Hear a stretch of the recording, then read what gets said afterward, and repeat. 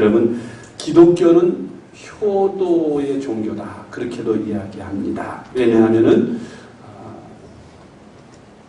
10계명이 10가지 계명 중에서 둘로 크게 돌판이 나눠지죠. 하나는 대신 계명이라고 해서 한 돌판에 1계명부터 4계명까지 하나님을 어떻게 섬기는 것인가, 하나님과의 관계를 어떻게 해야 할 것인가를 가르치는 그런 돌판. 또 하나의 돌판은 대인관계에서 우리들이 지켜야 할 것들을 가르칩니다. 그래서 제5계명으로부터 10계명까지 10계명까지 기록이 되어 있는데, 성경은 이 두 번째 돌판인 제5계명을 약속 있는 첫 계명이다. 대인관계에서 우리 인간들이 가장 기본적으로 지켜야 할 계명인데, 제일 첫 번째로 지켜야 할 계명이면서 또한 약속이 있는 계명이다라고 오늘 본문에 말씀합니다. 그 약속이 있다는 게 무슨 뜻이냐면은, 다른 계명들은 그냥 뭐 살인하지 말라, 간음하지 말라, 도적질하지 말라, 탐내지 말라 뭐 이런 식인데, 이 5계명만큼은 내 부모를 공경하라. 그러면 내가 땅에서 잘 되고 장수하리라. 땅에서 잘 되고 또 오래 사는 장수의 조건, 그 약속이 그 계명에 붙어 있다는 겁니다. 제5계명을 그래서 약속 있는 계명, 약속 있는 첫 계명이라고 말씀하는 것입니다. 사도 바울은 본문 1절에서 자녀들아 너희 부모를 주 안에서 순종하라 말씀하십니다. 우리가 여기에서 주목할 것은 순종하라는 단어인데, 이 순종하다라는 말은 휘파쿠오라는 단어입니다. 헬라말로 원어로 말하면 휘파쿠오인데, 무엇에 의하여 혹은 무엇 아래, 그런 뜻입니다.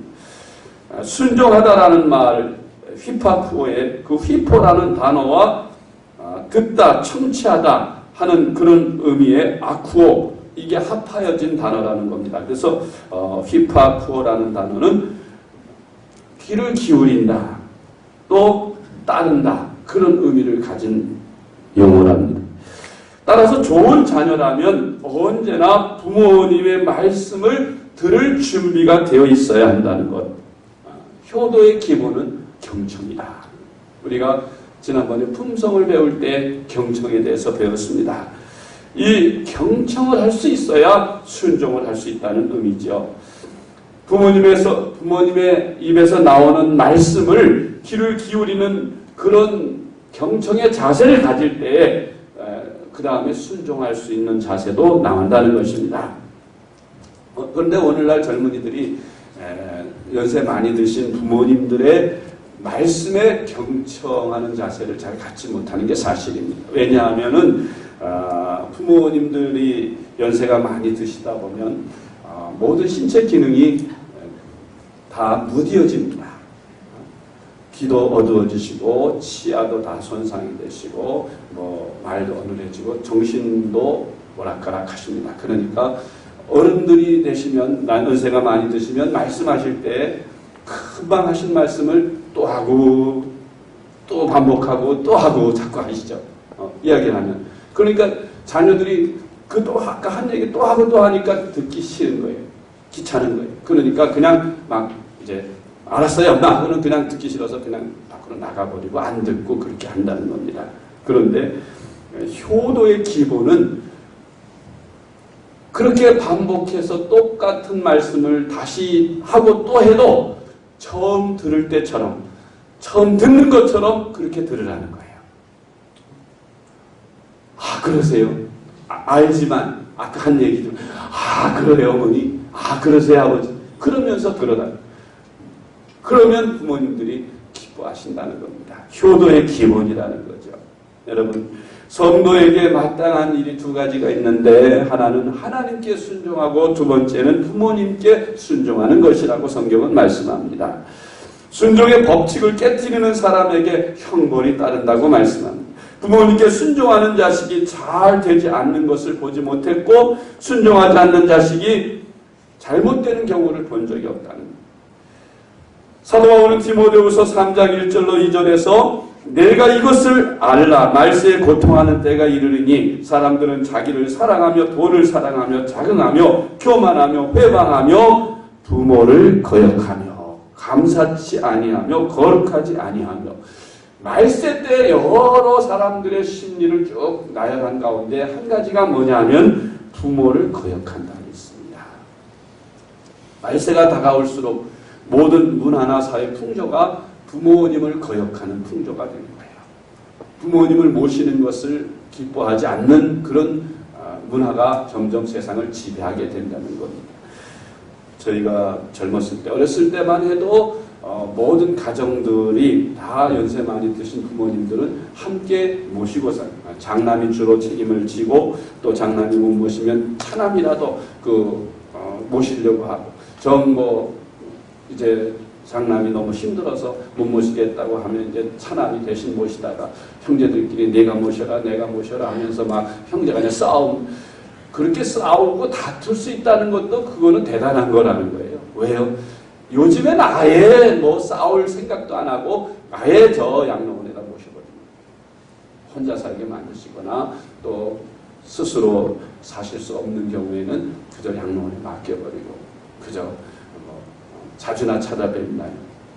어쩌다 한번 찾아뵙고 그러는 게 현세의 추세라는 겁니다.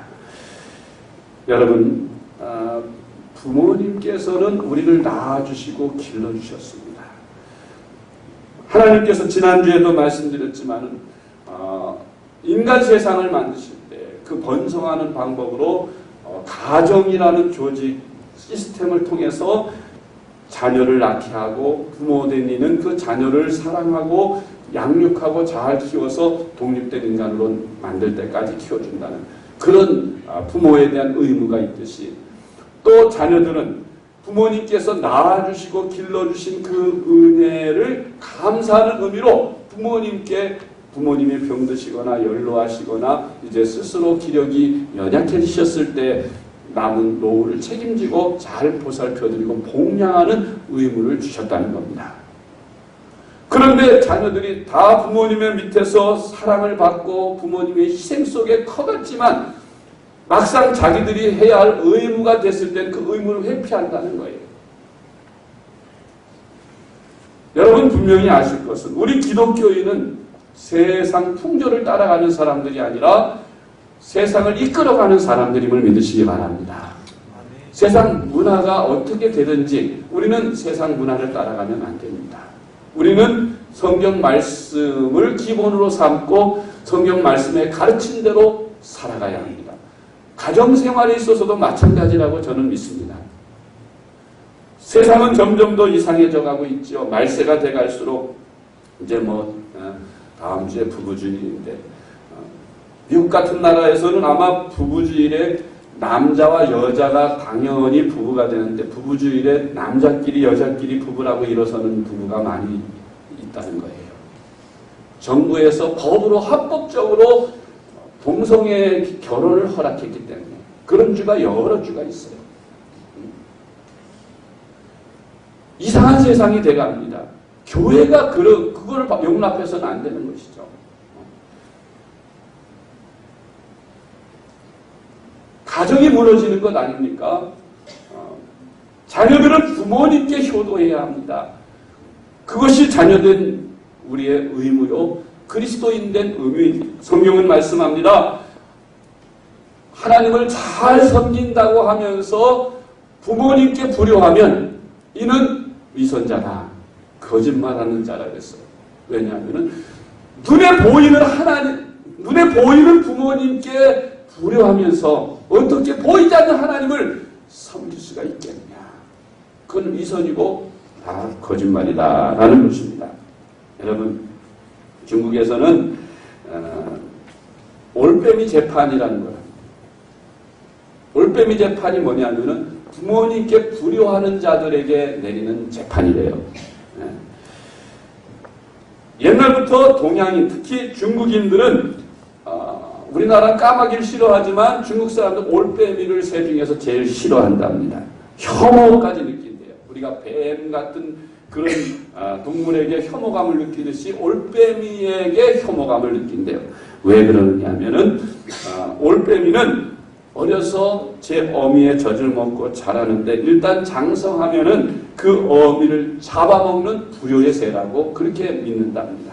사실인지 아닌지는 정확히 모르겠지만 그렇게 전 옛날부터 전해 내려온대요.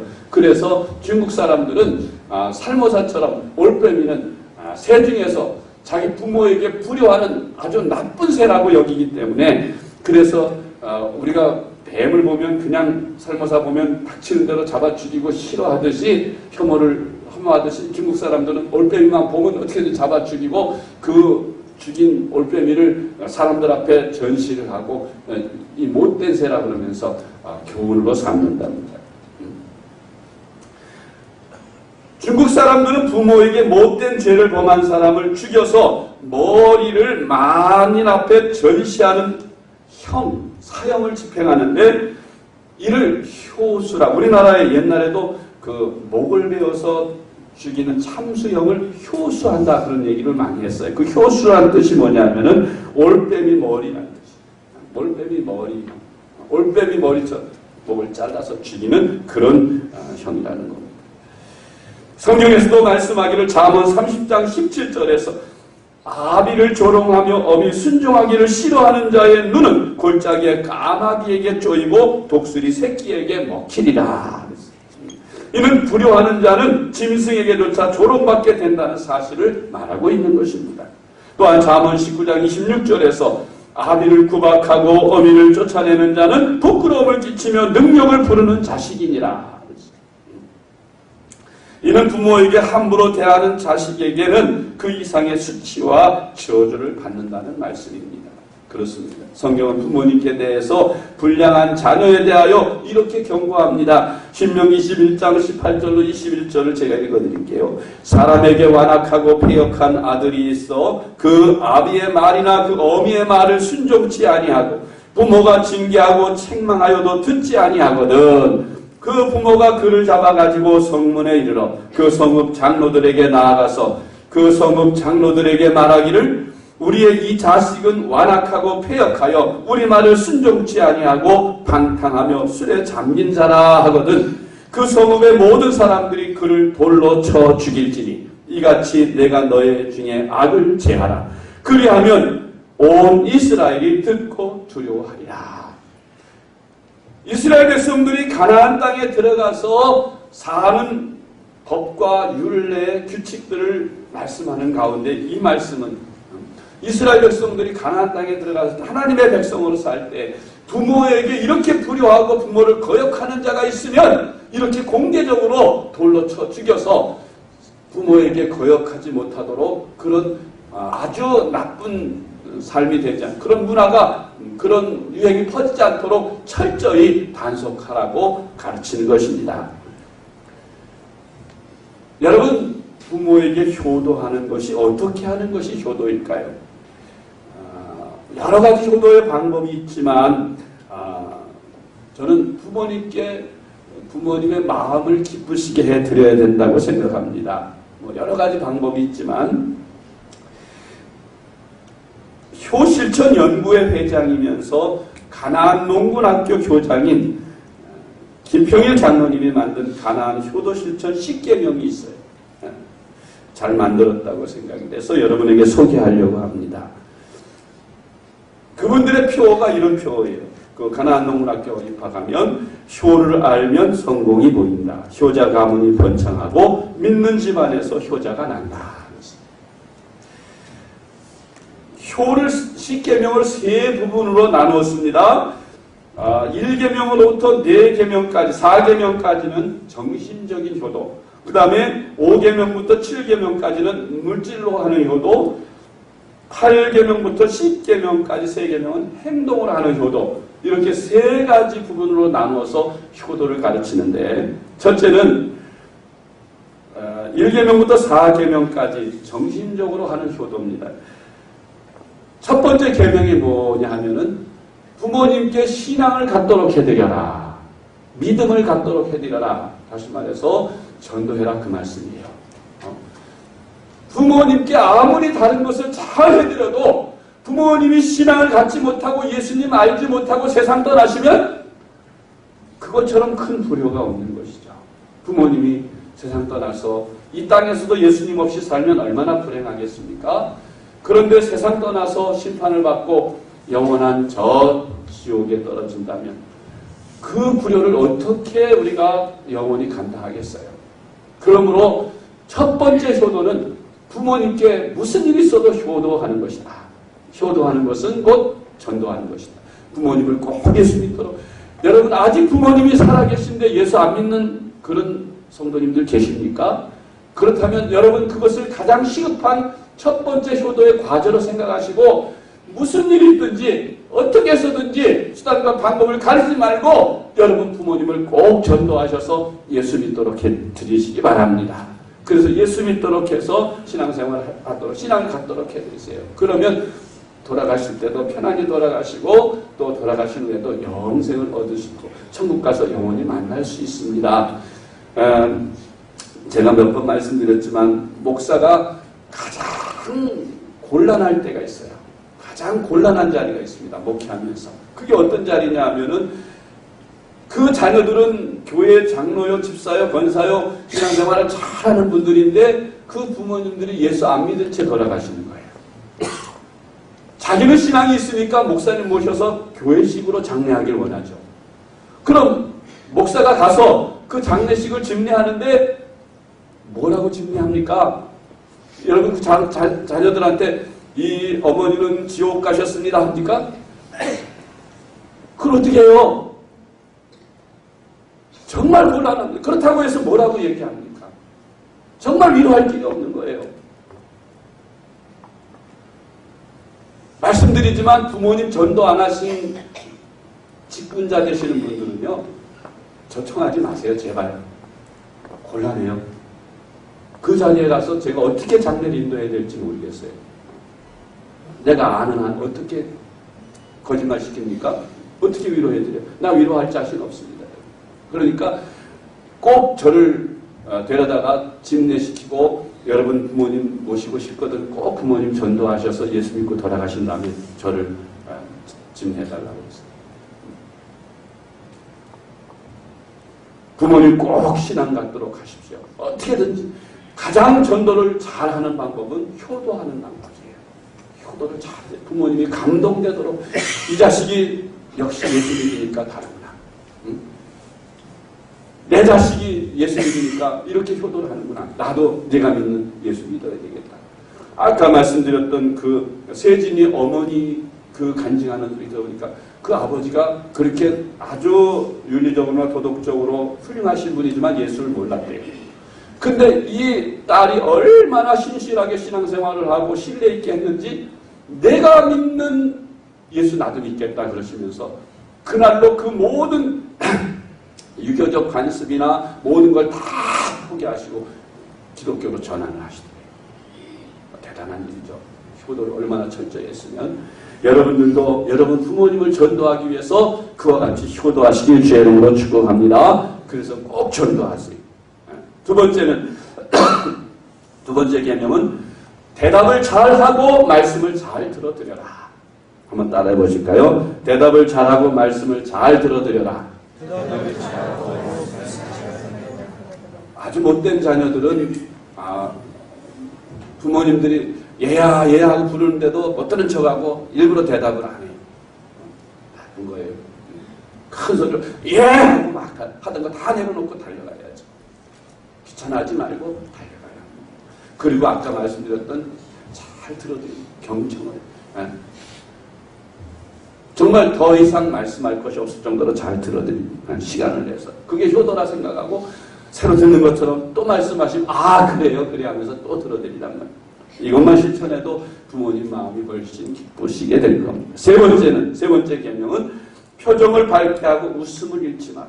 다 따라해 볼까요? 표정을 발표하고 웃음을 잃지 말라. 어르신들이 부모님들이요 자녀들이 인상을 막 쓰고 막 화난 것처럼 왔다 갔다 하고 막 근심 걱정하는 모습을 보면 부모님들이 걱정하시고 마음에 불안해하세요. 무슨 일이 있는 거 아닌가?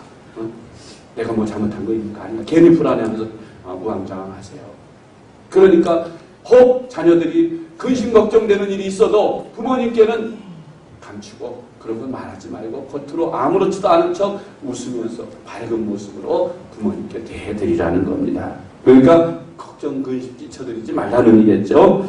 네 번째는 따라하세요. 궁금증을 풀어드려라. 부모님들이 집안에만 늘 계시니까 밖에서 일어나는 일을 잘 모르세요. 그러면 자녀들이 어디 나갔다 오거나 여행을 갔다 오면 어떻게 됐는지 궁금합니다. 자꾸 밥상에서도 자꾸 물어보려고 그러면 귀찮아서 대답을 안 해주는 자녀들이 있어요. 묻기 전에 부모님들이 물어보시기 전에 먼저 갔다 와서 미주알 고주알 부모님께 자꾸 얘기해드리세요. 자꾸 얘기해드리세요. 하나님도 우리 자녀들이 모든 것 다 아시지만 우리 자녀들이 기도하는 거 원하시죠. 이주알 고주알 교회 와서 무릎 꿇고 기도하면서 하나님 앞에 이렇고 저렇고 다 사생활 이야기하는 원하세요. 하나님 원하세요. 우리가 대화하기를 원해요. 부모님이기 때문에. 여러분 부모님들도 마찬가지인 줄로 믿으시기 바랍니다. 여러분 자녀들에 대한 모든 게 궁금하세요. 어디 나갔다 오시면 하루 직장에 갔다 와서도 얘가 뭘 했지? 공부하고 자녀 공부하는 학생 다녀서 뭘 했지? 궁금해 하시니까 와서 자꾸 얘기해 주세요. 자세하게 얘기해 주세요. 재밌게 얘기해 주세요. 궁금증을 풀어드리세요. 자, 이렇게 정신적으로 네 가지 효도하는 방법. 첫째, 신앙을 갖도록 해드려라. 둘째, 대답을 잘하고 말씀을 잘 들어드려라. 셋째, 표정을 밝게 하고 웃음을 잃지 말아라. 넷째, 궁금증을 풀어드려라. 꼭 기억하세요. 메모들 안 하시네. 다섯 번째 계명, 여섯 번째 계명, 일곱 번째 계명은 물질로 효도하는 법입니다. 다섯 번째 계명, 자유롭게 쓰실 수 있도록 정기적인 용돈을 드려라. 한번 따라해 보십시다. 자유롭게 쓰실 수 있도록 정기적인 용돈을 드려라. 저도 배웠습니다만은 제 친구 목사님 그 교회에서 그렇게 가르친대요. 여러분 꼭 하나님 앞에 11조를 바치십시오. 그래서 하나님 앞에 효도하십시오. 11조를 드려서 꼭 효도하시고 그리고 부모님께 11조를 또 바치세요. 그렇게 가르칩니다. 부모님께. 그래서 10의 2조를 꼭 월급을 타든 뭐 수입이 들어오든 10의 2조를 구분해가지고 10분의 1은 하나님께 드리고 10분의 1은 부모님께 드리라는 거예요. 봉투를 두 개를 만들어서. 꼭 그걸 가르친대요. 자녀들이 액수가 많든 적든 꼭 10분의 1을 구분해서 부모님께 드리도록. 부모님이 뭐 노인네 뭐 집에서 뭐 가만히 맨날 계시는데 돈이 왜 필요하냐고요. 여러분 자녀들 손주들에게 뭘 하나 선물을 해줘도 그렇고 돈을 줘도 용돈을 줘도 그렇고 쓸 일이 얼마나 많으신데요. 연세 많으셔도 특히 신앙생활 하시는 부모님들은 교회 가서 헌금도 좀 하시고 싶으셔요. 헌금도 그냥 몇천 원이 아니라 좀 많이 좀 두툼하게 많이 드리고 싶어요. 건축헌금도 드리고 싶고 성경도 드리고 싶고 왜 부모님이 하면 안 됩니까? 여러분 부모님의 손으로 드리나 여러분 손으로 드리나 드리는 건 마찬가지인데 부모님들이 드릴 수 있도록 그렇게 넉넉하게 용돈을 드시고 친구들 만나시면 좀 초라해지지 않도록 떳떳하게 오늘 내가 밥 사지 하면서 좀 얼마나 자랑스러우시고 그러면 떳떳하시겠어요. 맨날 얻어잡수시기만 하고 눈치 보이게 하지 마시고 정기적으로 꼭 그건 필수다. 아무리 가난하고 아무리 먹을 것이 없고 아무리 가난해도 여러분 꼭 10분의 1을 하나님 앞에 드리시고 10분의 1 부모님께 드리는 이것은 필수적으로 따라하세요. 10분의 2는 내 것이 아니다. 10분의 1은 내 것이 아니다. 아멘. 믿습니까? 꼭 실천하시길 주의 이름으로 축복합니다. 그거 실천해보세요. 복 받습니다. 여러분 정말 잘 될 것입니다.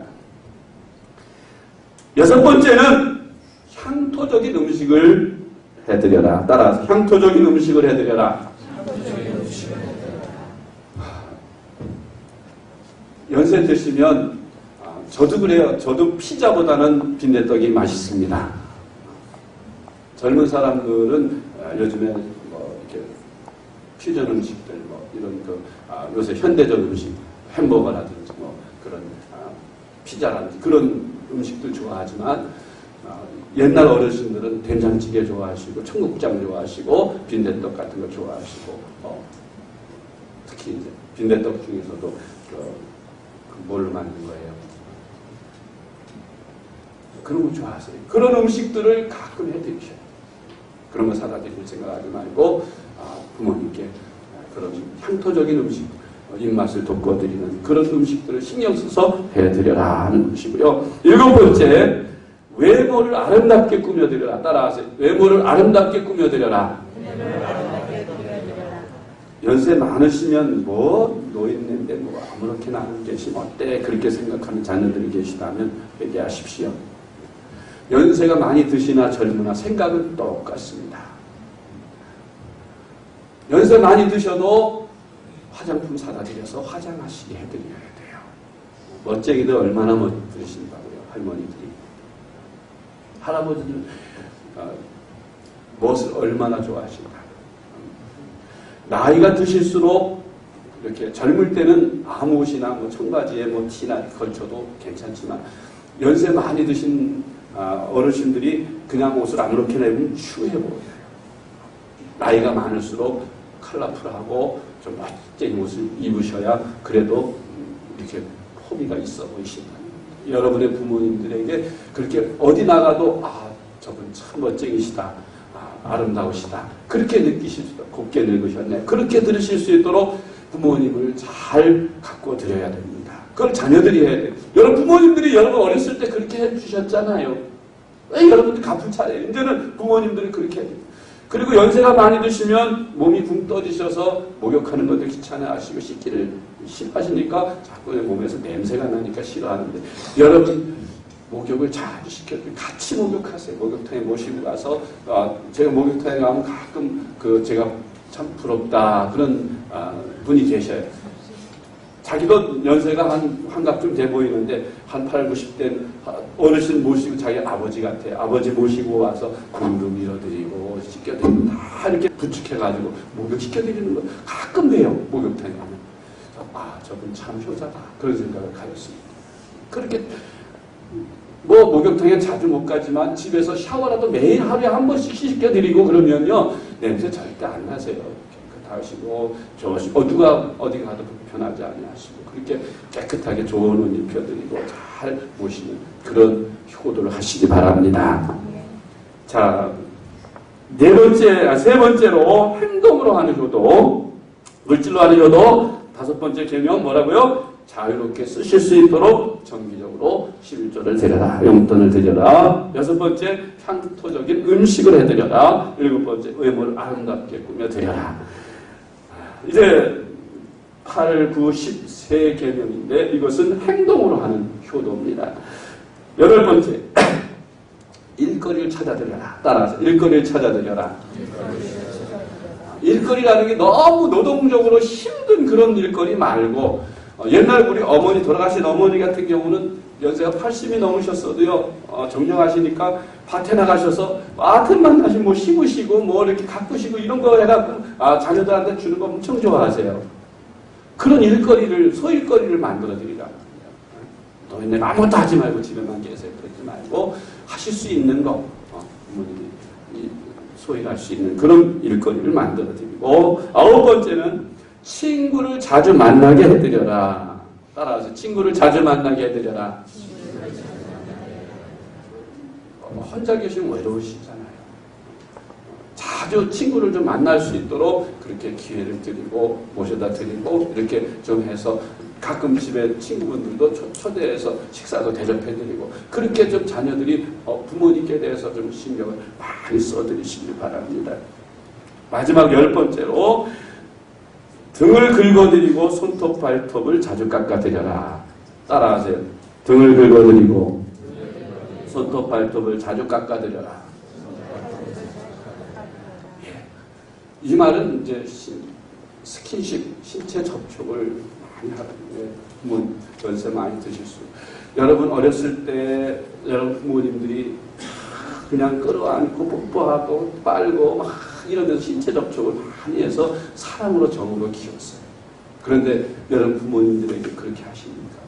어머니, 아버지 연세 많으신 부모님을 그렇게 안아드리고 등 긁어드리고 만져드리고 주물러드리고 이 신체 접촉, 이 스킨십을 해드렸어요.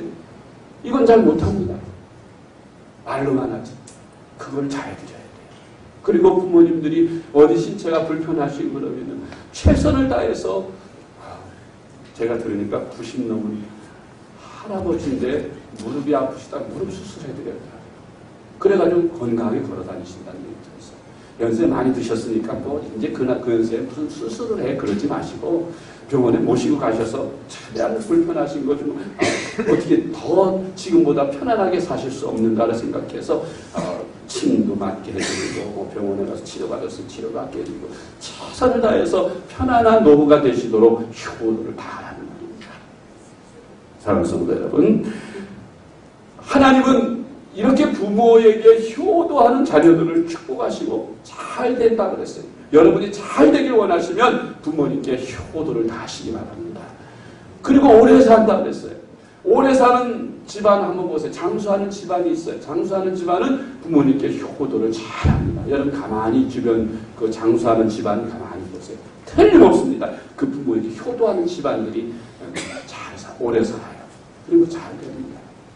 여러분, 우리 예수 믿는 그리스도인 가정, 생명샘교에 소속된 여러분들의 가정 다 효를 실천하시고 부모님께 효도하심으로써 여러분이 잘 되시고 그리고 오래오래 사시는 축복을 다 받으시기를 주님의 이름으로 축복합니다.